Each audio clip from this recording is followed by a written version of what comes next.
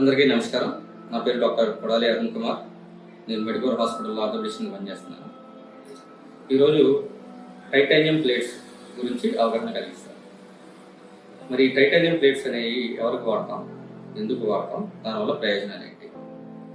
నార్మల్గా వాడేది ఏ ఫ్రాక్చర్ కేసుకైనా మనం వాడే నీల్స్ అయినా ప్లేట్స్ అయినా ఏమైనా స్టెయిన్లెస్ స్టీల్తో తయారు చేయబడి ఉంటాయి.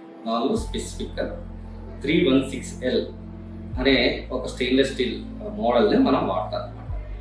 సో యాక్చువల్గా pure stainless steel they are compatible with MRI, but still there is a chance that MRI మనం ఎప్పుడైనా తీసినప్పుడు అవి మ్యాగ్నెటిక్ అట్రాక్ట్ అయ్యే ఏమైనా ఇంప్యూరిటీస్ ఉంటే మ్యాగ్నెటిక్ అట్రాక్ట్ అయ్యే అవకాశం ఉంది.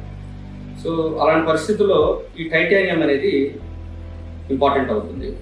టైటానియం ఏంటంటే అది ఎటువంటి మ్యాగ్నెట్కి రియాక్ట్ అవ్వదు, బాడీలో ఎంతకాలం ఉన్నా అది డిగ్రేడ్ అవ్వదు. సో మనం ఎప్పుడైతే ఇంప్లాంట్స్ ఎస్పెషల్లీ మనం డిఫికల్ట్ ఏరియాస్ పెల్విస్, స్పైన్ ఇలా అంటే ఏవైతే మనం వేసి లైఫ్ టైం మన బాడీలో ఉంచేయాలనుకుంటామో అలాంటి పరిస్థితుల్లో అలాంటి సర్జరీస్లో మనం టైటానియం ప్లేట్స్ కానీ నెయిల్స్ కానీ స్క్రూస్ కానీ వాడటం జరుగుతుంది. ఈ టైటానియం వాడటం వల్ల బెనిఫిట్ ఏంటంటే ఫస్ట్ థింగ్ దృఢంగా ఉంటాయి, క్వాలిటీ బాగుంటుంది. దాంతోపాటు ఎంఆర్ఐకి ఎటువంటి ఇబ్బంది ఉండదు.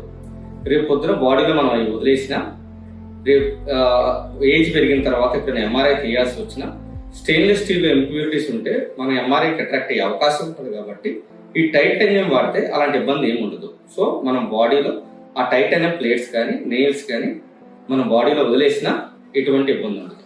ఆ ఒక్క సిచ్యువేషన్లో తప్పితే ఫ్రాక్చర్ హీలింగ్లో కానీ మనం స్టెబిలిటీలో కానీ స్టెయిన్లెస్ స్టీల్ వాడినా టైటానియం ప్లేట్స్ కానీ నెయిల్స్ కానీ వాడినా ఎటువంటి డిఫరెన్స్ రాదు. Thank you.